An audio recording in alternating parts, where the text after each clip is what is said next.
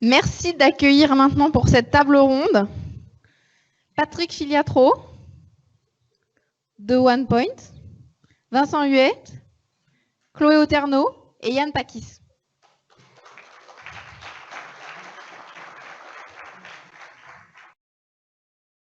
Super, merci messieurs, dames. Donc l'objectif de cette table ronde, c'était de mettre autour de la table des profils différents, des métiers différents. Et parce que en fait, pour tous ces projets à nuit, en fait, on a besoin d'être avec des gens qui ont des connaissances, une vision différente. Et aujourd'hui, on a donc je vais vous laisser vous présenter. Et j'avais demandé un petit exercice qui était de nous raconter une anecdote de votre première expérience de travail dans une équipe pluridisciplinaire. Pierrick, tu veux peut-être commencer? Peut-être. Donc, bonjour, donc Pierrick Filiatro de groupe OnePoint. Une anecdote, comment je pourrais trouver ça? Une anecdote. Tu peux peut-être te présenter par rapport à ton métier aussi. Ah, par rapport à mon métier, ok, bah, je suis développeur C#. Je déteste les micros, Ceux qui me connaissent bien savent que je déteste les micros. Surtout que j'ai une voix qui porte bien, donc normalement, je n'utilise pas de micro. Donc, je suis développeur C#, un peu toutes les technologies qui ont rapport avec les C#, ce soit autant du MVC, ce soit des clients lourds, ce soit du Windows Phone. J'ai fait à peu près tout. J'ai fait un petit peu d'Unity. Voilà, fait que j'essaie de m'intéresser à tout ce qui est des technologies Microsoft. Il faut dire Microsoft en France, parce que normalement, je le prononce en anglais, je suis québécois. Si l'accent vous dit quelque chose, voilà, je suis québécois. Une anecdote, non, mais moi, ce que j'ai aimé la première fois que j'ai fait partie d'une équipe pluridisciplinaire, c'est une anecdote, c'est pas vraiment une anecdote, c'est plus un ressenti, c'est que c'était vraiment plus facile pour moi d'entrevoir qu'est-ce qu'on allait faire plus tard. Donc, pour moi, ça a été une expérience qui m'a fait beaucoup grandir sur comment ça se passe quand on voit d'autres façons de faire, d'autres métiers, quand on est plus recentré sur une équipe qui est vraiment soudée et tout. Donc, c'est vraiment ça que moi, j'ai ressenti la première fois. Voilà. Merci. Bonjour, Chloé Oterno, groupe OnePoint.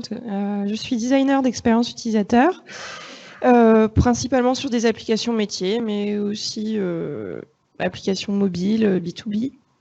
Alors, une petite anecdote. Alors moi, j'ai commencé dans une expérience multidisciplinaire, mes premières expériences pro. Et puis, par la suite, je me suis retrouvée dans une agence de design, donc avec uniquement des designers. Et ce qui m'a, je me rappelle avoir été choquée en fait en voyant l'épaisseur des cahiers de spec qu'on faisait pour expliquer à nos sous-traitants développeurs ce qu'on voulait.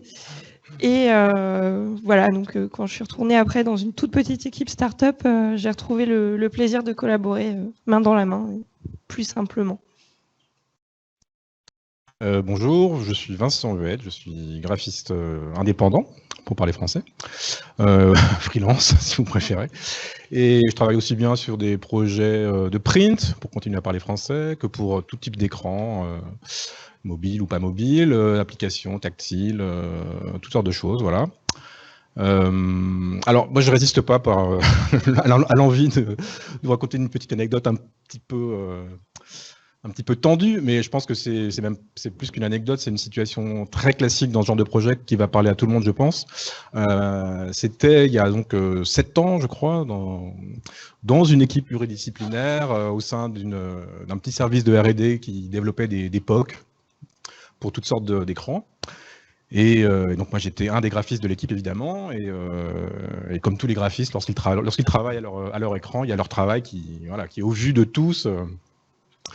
Et un des développeurs de l'équipe, tout à fait sympathique par ailleurs, avait pris l'habitude, en passant derrière moi, de faire des remarques plus ou moins amicales et surtout pas très argumentées.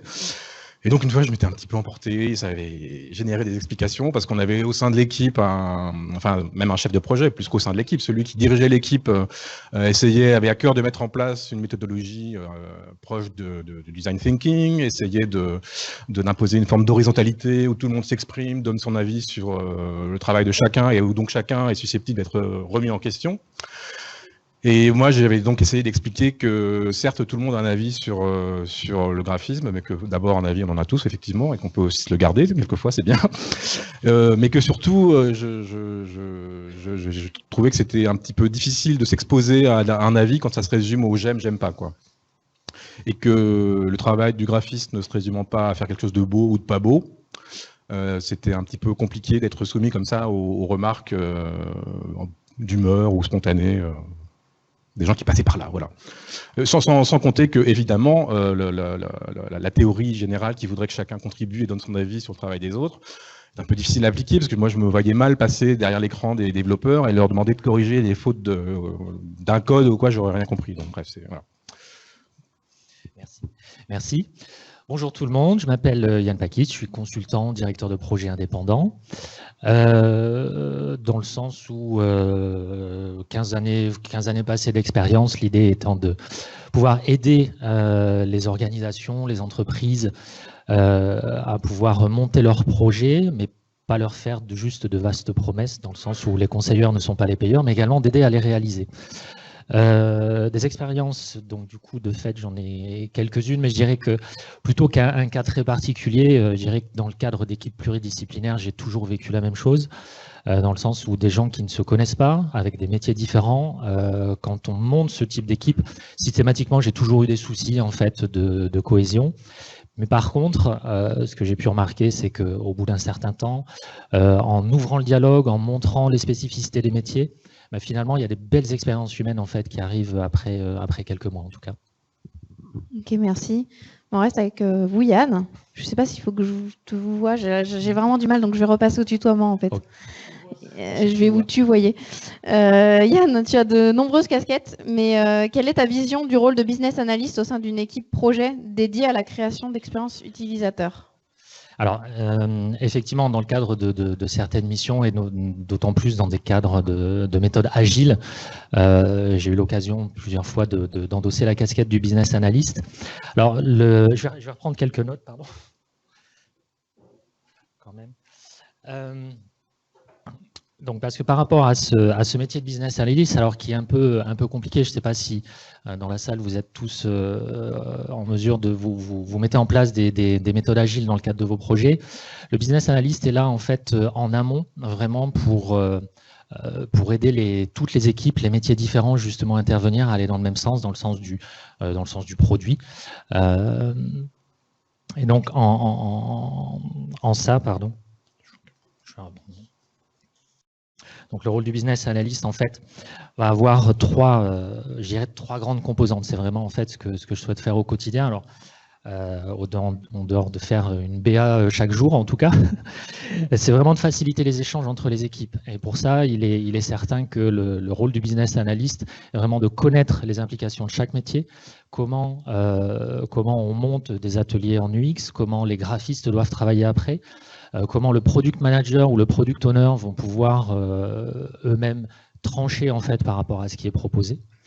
Donc faciliter tous ces échanges humains, je vous le disais tout à l'heure en introduction, c'est que bien souvent il est très compliqué de rédiger les fameuses user stories qui sont destinées bien souvent aux développeurs finaux, de devoir leur réexpliquer pourquoi ça a été fait comme ça, pourquoi en fait en termes d'UX, pourquoi lors des ateliers préparatoires on est allé dans ce sens-là. Donc vraiment faciliter ces échanges jusqu'à parfois avoir un rôle un peu pédagogue, c'est vrai, il faut le dire en tout cas d'expérience. Rationaliser les exigences. Bien souvent, le business analyst travaille également beaucoup en partenariat avec le product owner. Alors ça dépend, chaque projet est différent, mais je dirais que c'est une forte tendance. Rationaliser les exigences, pourquoi ? Parce qu'en fonction des parcours de chacun, certains product owners ou certains stakeholders peuvent avoir des exigences qui ne vont pas forcément dans le bon sens du projet. Ce fameux MVP dont on va parler souvent, le produit minimum viable, on sait qu'on a ça pour objectif. Il faut vraiment arriver le plus rapidement possible à un résultat pour pouvoir le tester et se dire est-ce qu'on a réussi ou non ce qu'on doit faire. Donc rationaliser les exigences pour ramener justement au quotidien tout ça. Merci. Ouais. Chloé, toi qui es designer d'interaction, quelles sont les erreurs à ne pas commettre quand on intègre un profil comme le tien en fait, dans une équipe pluridisciplinaire ? Alors, il y a deux choses que je vois. D'une part, c'est le moment auquel on fait appel à un designer. Ça arrive surtout dans les équipes qui n'ont pas l'habitude de travailler avec des designers, qu'on fasse appel aux designers en fin de projet, en mode pompier. Voilà, on a fait ce projet-là, on a ces idées, on veut faire ça. Maintenant, on veut un truc beau. Je pense que ça t'arrive aussi, Vincent. Donc, non, en fait, le designer est là aussi pour prendre le projet dès le début et comprendre le besoin en amont. Une fois que 2 mois, 3 mois de dev ont été engagés, c'est pas le moment de tout remettre en cause. Donc voilà, faire appel au début du projet. Et une autre chose, ce serait en tant que designer, à quel moment on met la collaboration en place avec les développeurs. Et là encore, je dirais le plus tôt possible. Parce que personne aime être mis face au fait accompli avec un super design pas réaliste ou trop coûteux. Donc commencer dès le début, se mettre d'accord sur quelles sont les contraintes techniques. S'il faut les remettre en question, ce sera au début du projet, pas après. Et qu'en tant que designer, on puisse les prendre en compte pour tirer le meilleur parti de ces contraintes. Et puis se mettre d'accord aussi sur les modes de livraison, comment est-ce qu'on va travailler ensemble, qu'est-ce qu'on fournit aux développeurs. Et voilà, et à chaque fois, c'est des méthodes à mettre en place en fonction de l'équipe. Merci Chloé. Pierrick, qu'est-ce qui ferait que l'intégration des graphistes et des designers d'interaction se passe mieux dans les équipes originellement orientées, focalisées développement, de ton point de vue? Ce qui ferait que ça serait mieux pour eux, qu'ils seraient mieux intégrés dans l'équipe ou que oui, qu'est-ce qui ferait que ce serait mieux pour l'équipe? Tu veux que je te relise la question? Non, mais je pense un peu où est-ce que tu veux venir, je pense que je comprends. Ce qui aide beaucoup quand on a inclus dès le départ les designers, surtout les designers, je dirais au départ, pour moi, développeur, c'est que ça nous permet d'avoir une vision globale du projet. C'est quelque chose... Quoi? Rapproche ton micro. Ah, je déteste les micros, je vous l'ai déjà dit. C'est quelque chose que je ne ferai jamais.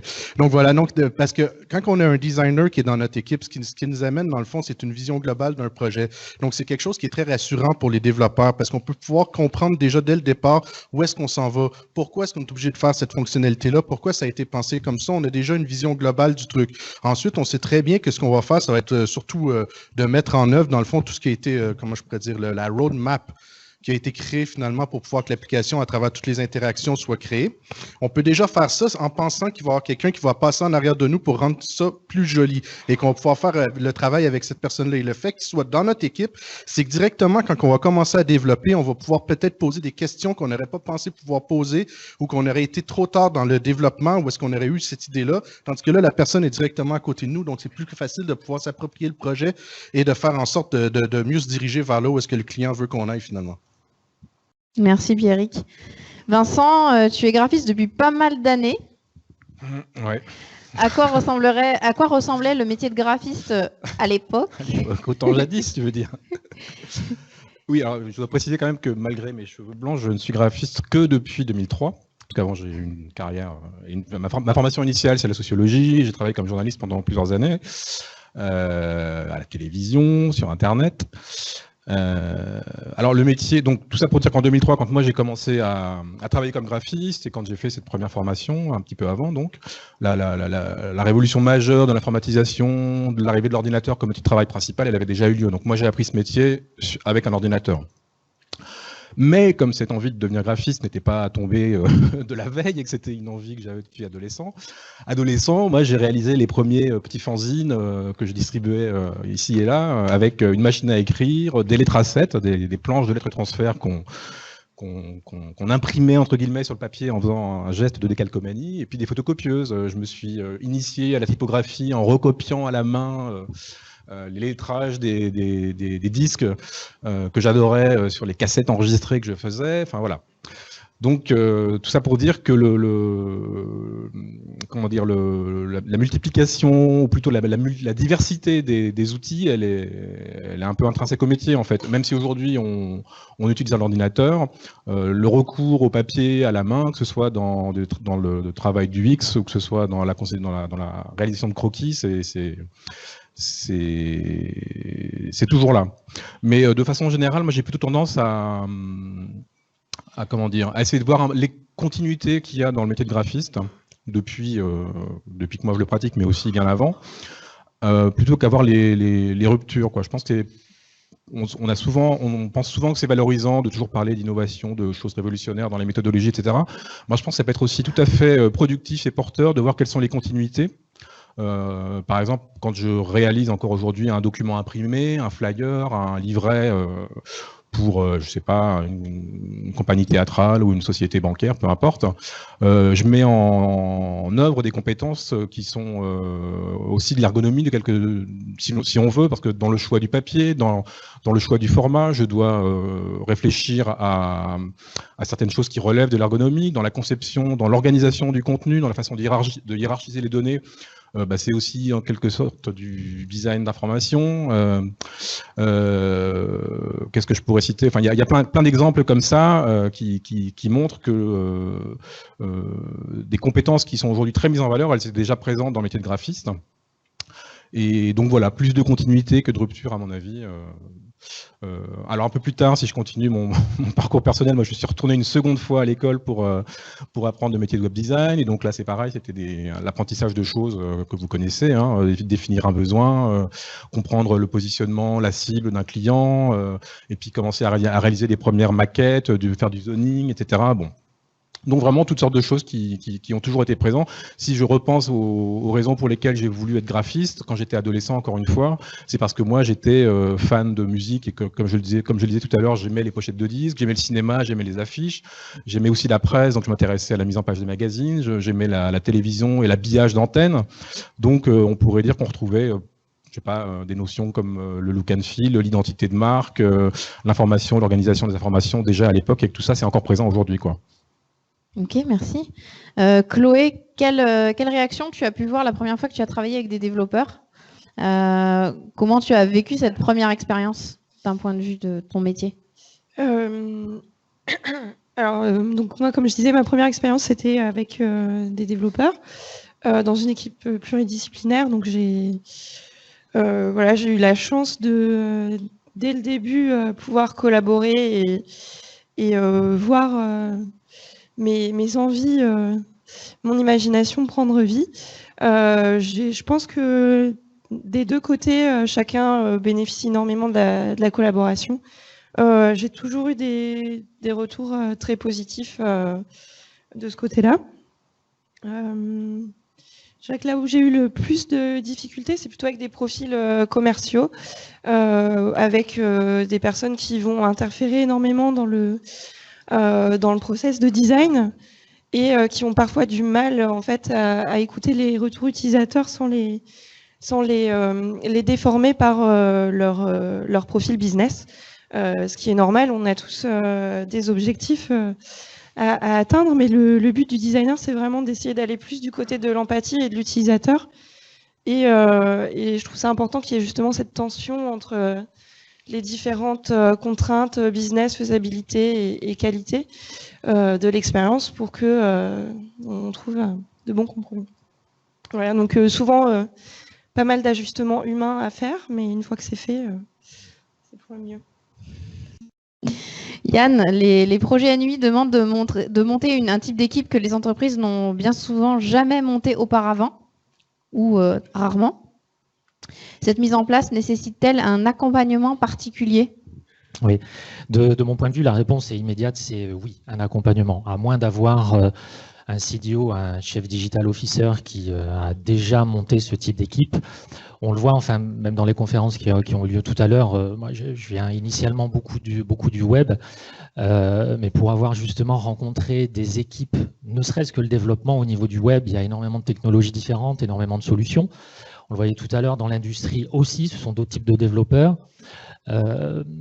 Donc, effectivement, il faut être accompagné, on ne peut pas l'improviser. Et puis, ne serait-ce que venant également du monde des agences, je peux vous dire que j'ai monté des équipes front, donc UX, designer, intégrateur HTML et JavaScript. Et finalement, même qui, moi, suis du métier, ben, parfois, malheureusement, il y a un peu des ratés dans les castings. C'est malheureux, mais c'est comme ça c'est plus la vie des entreprises. Donc, en ce sens, un acteur, en tout cas, qui veut monter, qui veut internaliser son équipe, doit se faire accompagner, ne serait-ce que pour pouvoir identifier les bons candidats. Je ne suis pas sûr que tous les cabinets de recrutement aient toutes les connaissances spécifiques pour ça, il faut pouvoir tester. Et ensuite, je dirais, il y a tout le volet méthodologie, pour lequel effectivement on peut tous lire beaucoup d'articles sur les méthodes agiles, sur le waterfall, sur pas mal de choses. Et je pense qu'il faut vraiment l'éprouver et avoir des gens d'expérience pour ça. Et ensuite, il y a la tenue du projet lui-même, c'est-à-dire à un moment, il faut qu'on commence le projet, il faut qu'on l'étudie, qu'on le spécifie, qu'on le fasse vivre, et puis après, il y a toutes les phases de running. Et là aussi, d'expérience, il faut impérativement être accompagné, mais je dirais que c'est aussi le rôle finalement des agences externes, c'est d'être là depuis le début, d'accompagner, de former, pourquoi pas aider au recrutement, ça m'est arrivé aussi par le passé, et pour un moment, passer la main à des équipes internes. D'accord. Je vais poser une question, je vais vous poser une question à tous. Vous pouvez préparer la réponse pour un petit peu plus tard. Donc, est-ce que parmi vous, vous avez déjà eu une expérience similaire à celle qu'on vient d'entendre là sur scène? Donc, préparez, réfléchissez-y et puis vous nous direz à la fin de la session.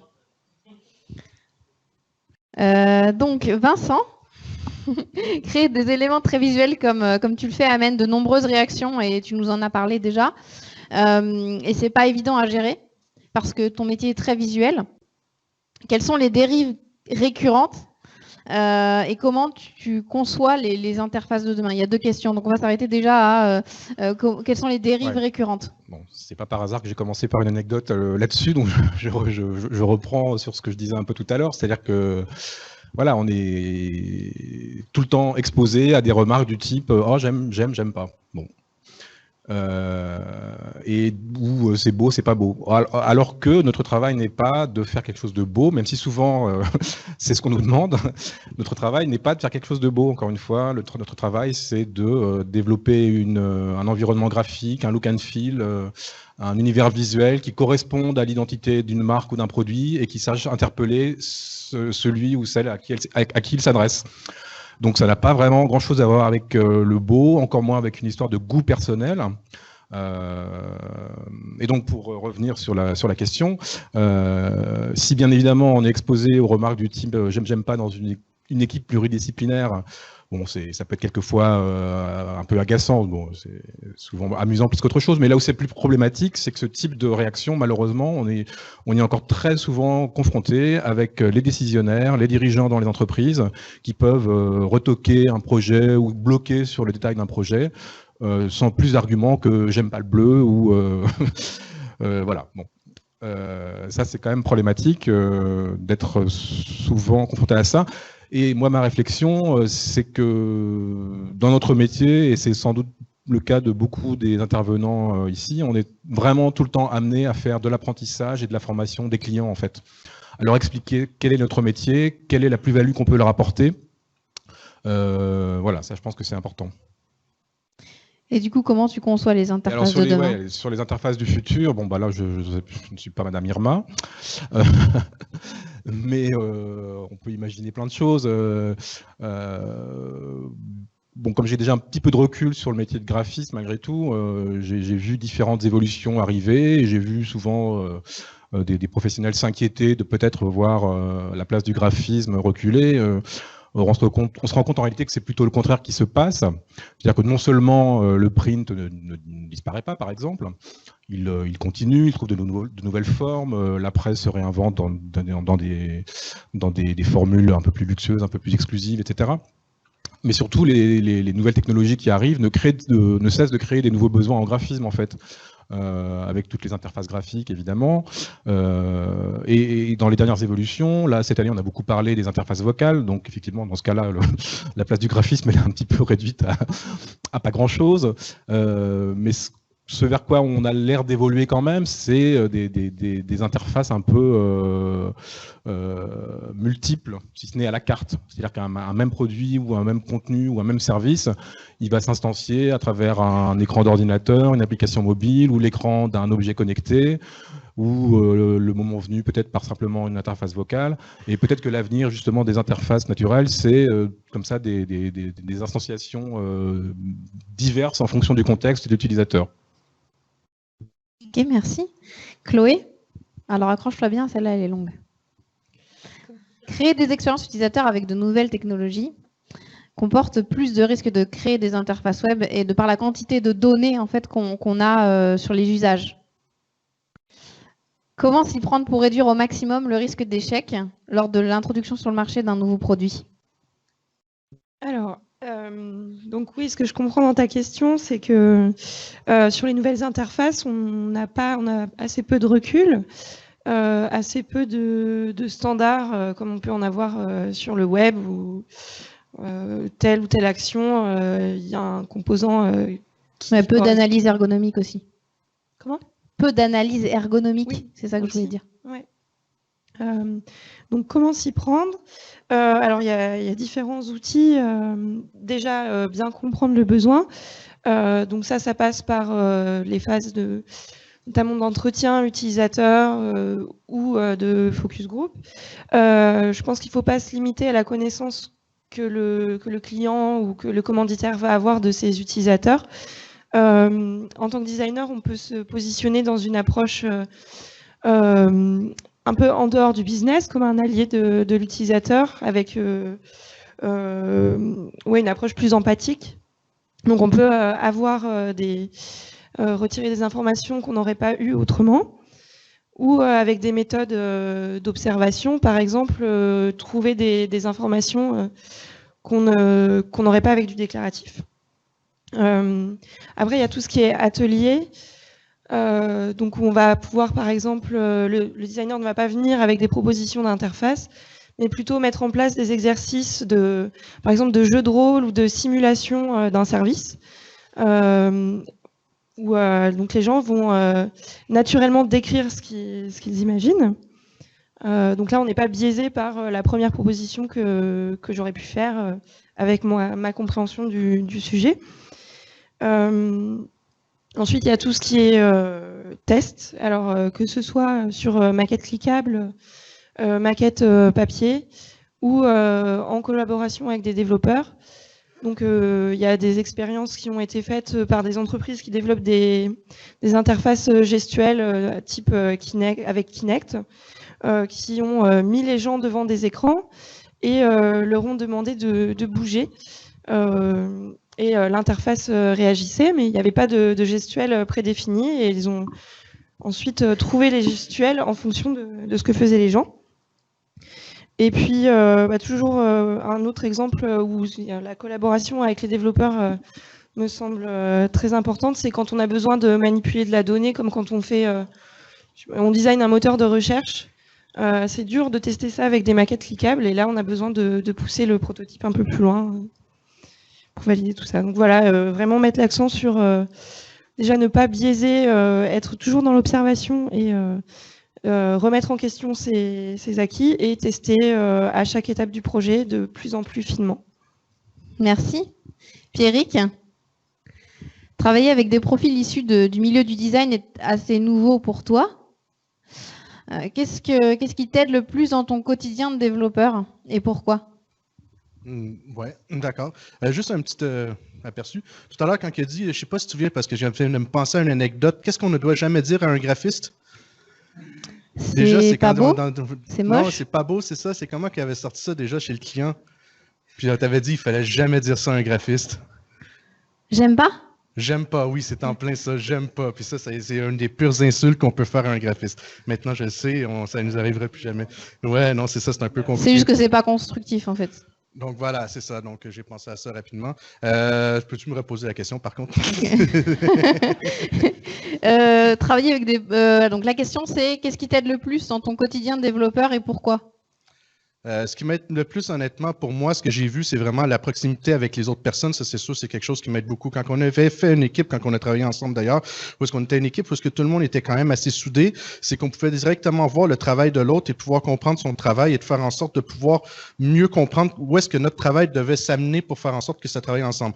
Le truc qui m'a le plus aidé, honnêtement, pour moi, c'est les wireframes. Parce que les wireframes, comme que j'ai dit au début, ça permet d'avoir une vision complète du projet, de pouvoir voir où est-ce que ça va aller, qu'est-ce que ça va être l'interaction qu'il va avoir avec notre bouton, pourquoi est-ce qu'il est placé à tel endroit, on peut comprendre tout de suite et ça nous amène à à développer beaucoup plus rapidement parce on sait tout de suite où est-ce qu'on doit aller. Donc ça m'a vraiment aidé d'avoir travaillé avec des personnes comme ça, des personnes du design. Et maintenant, quand je vois un nouveau projet puis que je vois pas de wireframe ou n'importe quoi, je fais comme, est-ce que vous avez bien cerné les besoins du client? Est-ce que vous avez bien cerné surtout les besoins de l'utilisateur? Parce qu'avec les wireframes, ce que ça l'amène, c'est d'avoir cerné les besoins de l'utilisateur. On sait tout de suite qu'un utilisateur va être très réfractaire au changement si on l'accompagne pas pour faire en sorte de faire évoluer le produit avec lui, comment il peut l'utiliser. Et c'est là où est-ce que quand on fait un design d'une application, ça nous amène ce réconfort-là, autant pour nous, le développeur, qu'on sait qu'on fait un boulot qui va être utile pour l'utilisateur final, et en même temps, on peut faire en sorte de voir où est-ce qu'on s'en va et comment qu'on va pouvoir y arriver. Voilà, je dirais ça comme ça. Est-ce que tu peux juste expliquer en quelques mots wireframe, de ta vision, qu'est-ce que c'est en fait? Wireframe, pour moi, c'est un plan, dans le fond, c'est un peu comme quand on fait une rédaction, dans le fond, on va créer un plan pour voir c'est quoi nos thèmes principaux, qu'est-ce que ça va être notre disposition. C'est une façon au crayon, dans le fond, c'est vraiment, il faut que ça soit le plus simple possible. Pourquoi il faut que ça soit le plus simple possible? Parce qu'il faut que ça soit clair pour le client, de un, qui comprenne tout de suite où est-ce qu'on veut s'en aller. De deux, il faut que ça soit simple pour laisser de la latitude aussi aux autres personnes qui sont alentour du projet de pouvoir amener leur touche au truc. Si on fait quelque chose qui est trop designé, dans le fond, avec déjà une intégration de couleurs ou des trucs comme ça fait que le graphiste, quand il va arriver en arrière, il verra plus où est-ce qu'elle est sa place dans cette histoire-là. Donc, c'est vraiment quelque chose où est-ce qu'on va, si on prend un menu, on va juste très, très clairement dire c'est quoi qui vont être les menus, qu'est-ce qui va être le comportement de chacun des éléments du menu, où est-ce que ça va nous amener, et c'est suffisant juste pour voir la vision globale du projet. Super, merci. Yann, tu as aidé à mettre en place l'agilité dans de nombreuses équipes pluridisciplinaires. Comment réussir à créer une vraie cohésion multimétier? On en a déjà parlé, mais quelles sont les solutions? Alors, les solutions, je pense, passent surtout par le management, puisque, alors après, j'ai pu rencontrer des profils, que ce soit des designers, que ce soit des développeurs qui étaient très intéressés par ce qui se passait de l'autre côté. Et je dis bien de l'autre côté parce que bien souvent, justement, les équipes, on a une tendance à séparer ce type d'équipe, alors qu'au contraire, il faut les rassembler. On l'évoquait tout à l'heure, je pense que tant qu'on n'a pas dialogué, tant qu'un développeur, à un moment, n'est pas allé voir ce qui se passait par-dessus l'épaule sans dire j'aime, j'aime pas, que le graphiste va expliquer pourquoi, en fait, le j'aime pas, finalement, n'apporte rien dans le projet, etc. Donc, pour ça, étant donné que les product owners, business analysts, project managers, etc. sont leur rôle, au quotidien, ils sont vraiment dédiés au projet, à l'avancée du projet. Mais je pense qu'il y a quand même certains rôles, que ce soit dans les agences ou chez les clients finaux, il y a quand même des gens, des managers qui sont là aussi pour permettre et fluidifier en tout cas ce type d'échange. Alors concrètement, ça m'est arrivé dans quelques expériences, c'était de proposer justement les rassemblements des équipes et ça fonctionne plutôt pas mal. C'est pas évident au début, mais en tout cas, c'est faire en sorte que finalement un développeur qui soit Java, Sharp ou autre, finalement soit juste à côté d'une personne qui, elle, va travailler sur Sketch ou Photoshop. Ça peut paraître un peu étrange. Enfin, en tout cas, il y a 10 ans, c'était quelque chose, quand on proposait ça, on passait pour farfelu. Mais en tout cas, qui peut marcher au fur et à mesure. Et je dirais que aussi, c'est un des avantages des méthodes agiles qui nous permettent de travailler de manière plus rapide, plus en sprint sur 2 semaines, 3 semaines, 4 semaines, et justement d'impliquer plus régulièrement les équipes, plutôt que passer dans des tunnels d'1 mois, 2 mois, 3 mois, pendant lesquels finalement même un graphiste ne rencontrera jamais un seul développeur, ne serait-ce qu'à la machine à café. Et ensuite, pour le fun, il ne faut pas hésiter. Je l'ai proposé chez un client, carrément, à proposer des déménagements. La petite anecdote que je raconte, le service de la communication avec les graphistes était au 13e étage et les développeurs étaient pas au sous-sol, mais presque, ils étaient au 6e ou 7e. Il y avait des travaux dans l'immeuble. J'aurais proposé, mais pourquoi vous ne rassemblez pas? Et si ce n'est pas possible, ce serait bien qu'en fait, l'équipe de communication, en fait, par exemple, organise un apéro et invite les développeurs et vice-versa. Et j'étais ravi de voir que 1 ou 2 ans après, finalement, c'était quelque chose qui se faisait très régulièrement et qu'en plus, il y avait eu des déménagements. Et pour la petite histoire, c'est une entreprise qui vend pas mal de sacs et qui fait plus de 30% sur le marché asiatique. Et je pense que justement, ce type ce type d'initiative peut largement participer à ce type de succès. Merci. Du coup, la prochaine question est encore pour toi. Quand on connaît une méthodologie et qu'elle fonctionne à peu près, c'est plutôt confortable. Pourquoi doit-on toujours évoluer? Et pourquoi prendre des risques? Et là, je parle, entre autres, de l'agilité. Oui. Alors, pourquoi évoluer? Je pense que ça, c'est intrinsèque au projet. On le voit, ne serait-ce que sur un événement comme aujourd'hui, on voit que les technologies évoluent, les usages évoluent. Les méthodes qu'on a appliquées il y a 10 ans étaient largement perfectibles. Mais en tout cas, elles fonctionnaient pour ce qu'on avait à faire il y a 10 ans. Quand en 2000, on devait concevoir un site e-commerce, finalement, il n'y avait pas non plus énormément on n'avait pas beaucoup de solutions différentes pour appréhender ce type de sujet. Là maintenant, on le voit, on l'évoquait tout à l'heure, on doit travailler sur différents canaux, il faut le faire de manière plus rapide, plus fluide. Donc je dirais pourquoi évoluer, c'est une nécessité. Et d'autant plus que chaque projet en plus a une typologie différente, chaque organisation est différente, donc de fait, il va falloir utiliser les méthodes que l'on connaît, de mon point de vue en tout cas, qui peut être largement discuté, mais de mon point de vue, il ne faut pas utiliser ça comme une recette qu'on va suivre de A à Z et pour obtenir un résultat, mais plutôt l'adapter à ses besoins et avoir une lecture dynamique en tout cas de ce type de méthode. Donc en soi, donc du coup, une phase qui serait plus une adaptation des méthodes, ça c'est une vision à court terme, et à long terme en tout cas, puisqu'on est maintenant sur des projets qui durent quand même, qu'on amène sur plusieurs années, et pourquoi pas là aussi proposer une évolution dans le temps de la méthodologie qui aura été employée. Et sachant qu'en parallèle, il y a énormément de groupes de travail autour de Scrum, autour de tous les frameworks agiles, et je suis persuadé qu'il y a même également d'autres types de méthodes qui sont en train qui sont en cours de test. Voilà, donc pour résumer, je pense que c'est une nécessité des projets et des technologies et des usages actuels. Maintenant, sur ta question sur pourquoi prendre des risques, j'aurais tendance à dire qu'au contraire, on veut prévenir le risque. C'est également un des rôles du business analyst, c'est d'éviter un maximum de risques. On parle quand même malheureusement, derrière, il y a quand même cette notion de business, c'est-à-dire il y a un engagement de moyens, il y a des engagements financiers, et une entreprise, finalement, reste quand même une entité qui doit dégager du bénéfice.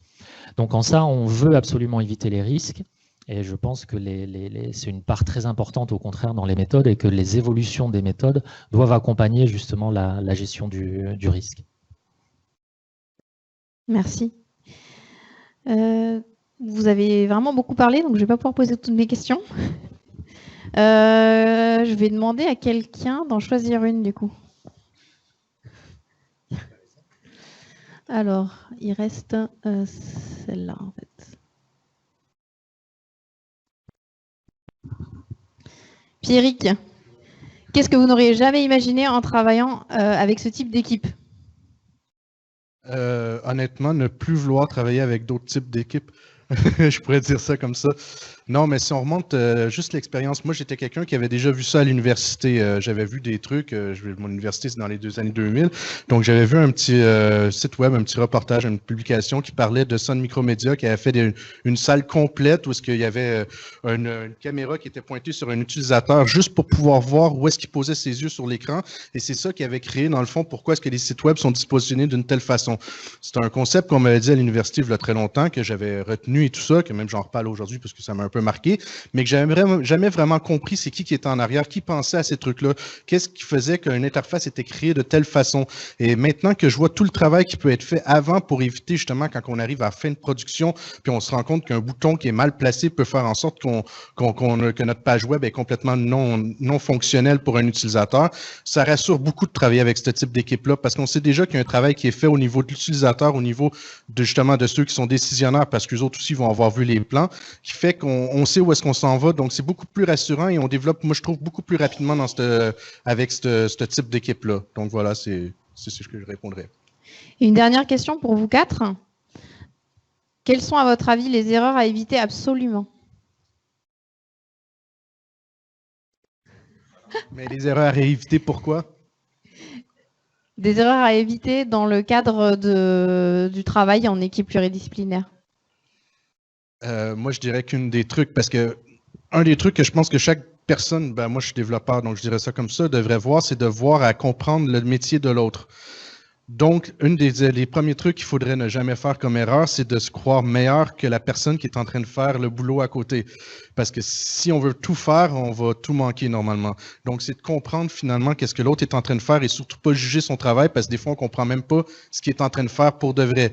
Donc, c'est de demander à ce qu'on nous explique, de peut-être se mettre à côté de lui pendant 1 heure de temps pour pouvoir comprendre voilà ce qu'il fait, mais ne jamais essayer de se mettre à la place d'une personne quand c'est pas notre métier. Voilà. Alors, dans les erreurs à éviter, je dirais, on a vu qu'en tout cas, et je l'ai constaté aussi sur le terrain, on va dire, que les équipes maintenant sont très conscientes qu'il faut dialoguer, il faut échanger. Pierrick l'évoquait par le biais des wireframes. On le voit beaucoup, en tout cas, dans le monde du web, du développement mobile. Les développeurs sont friands de wireframes. Il faut qu'on les intègre beaucoup dans le prototypage. Tu l'évoquais tout à l'heure, Chloé aussi. C'est-à-dire qu'il y a des maquettes statiques qui, malheureusement, ne peuvent pas répondre à tous les cas. Donc, je dirais, au niveau opérationnel, j'ai l'impression que le message est bien passé, que les méthodes de design thinking, tout ce qui est amener du pragmatisme dans l'approche, c'est bon. Par contre, ce que je constate, c'est que c'est au niveau du management. Les erreurs sont souvent au niveau du management qui ont encore trop la vision, en tout cas à mon goût.